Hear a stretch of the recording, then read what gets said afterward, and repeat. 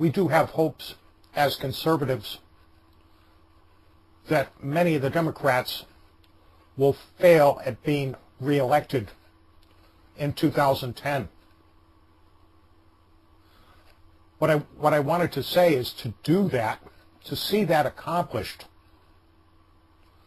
there's something that a lot of voters don't seem to realize out there, and they're often misled on this. I know recently Glenn Beck spoke about the importance of ignoring Republicans and Democrats and voting for a third-party candidate. And don't think of this as throwing away your vote. Well, if you really stop and think about it, that is exactly what you are doing. Now, don't get me wrong. There is nothing wrong with trying to start a third party, or a fourth, or a fifth, or whatever party in our country. But when it comes down to the wire, every race ends up between two people. Just two.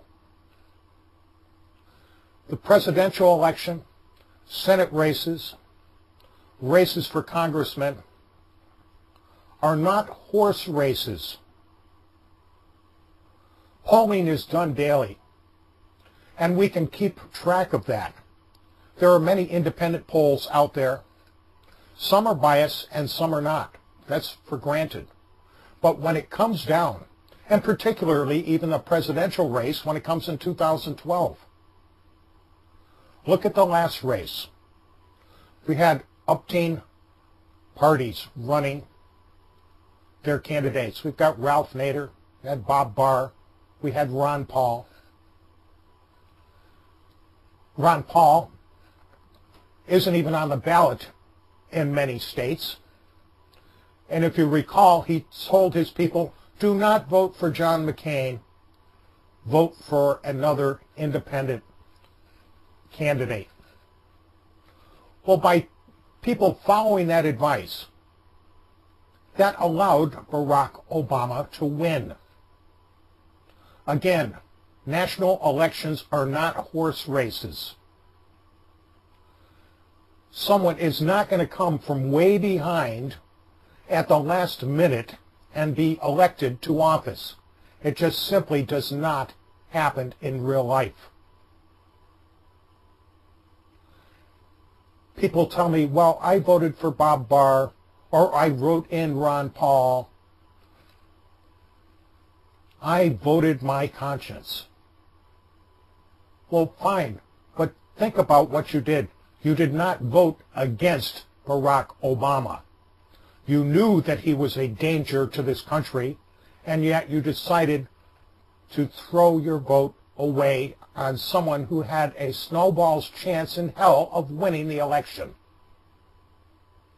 That was not a vote against Barack Obama. That was a vote for Barack Obama.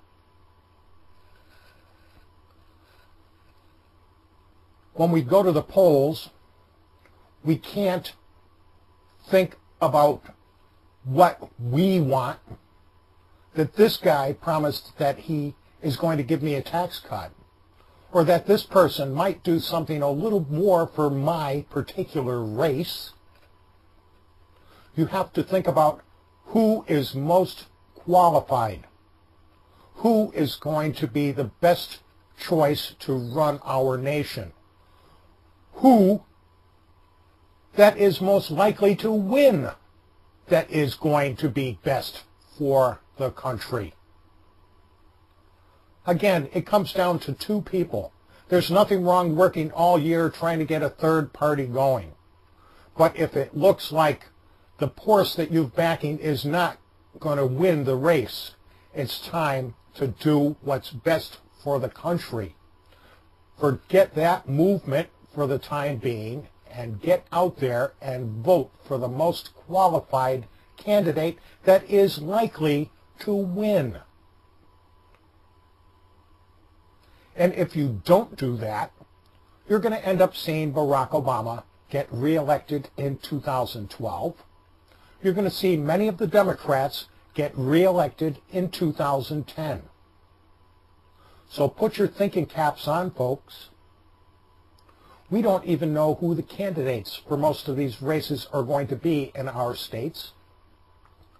But we certainly cannot defeat a Democrat by voting for someone that is only going to garner 0.5% of the vote.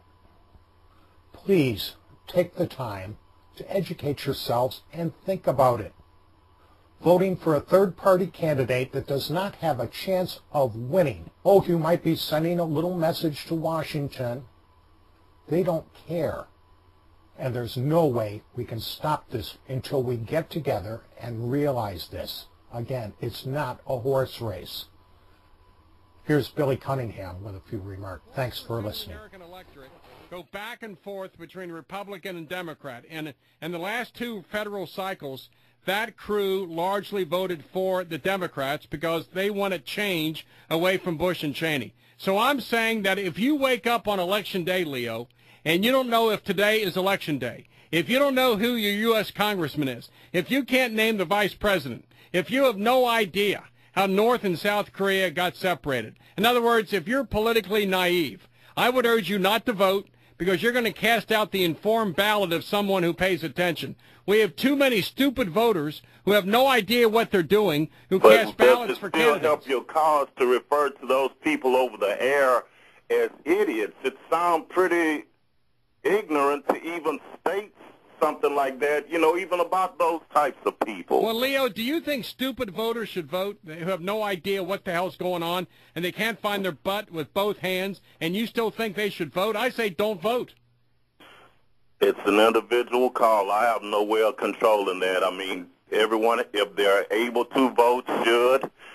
And for me to sit here and participate in a Q&A on something like that will make me be ignorant. You know, the majority of the American people cannot identify their U.S. congressman. In fact, 60% of the American people, Leo, cannot name one justice of the U.S. Supreme Court by name. Not one. 60% of us in the information age have no idea what the hell's going on. And I would claim, Leo, that those babbling idiots should stay home and not vote because they're stupid. And I don't care if you're black, white, yellow, red, or brown. Whatever. If you don't know what the hell's going on, don't vote. You're stupid. Admit that you're stupid. Admit that you're a babbling idiot. And don't cast out the informed ballot of someone who knows what the heck they're doing. Bill Cunningham, the Great American, live with you every Sunday night.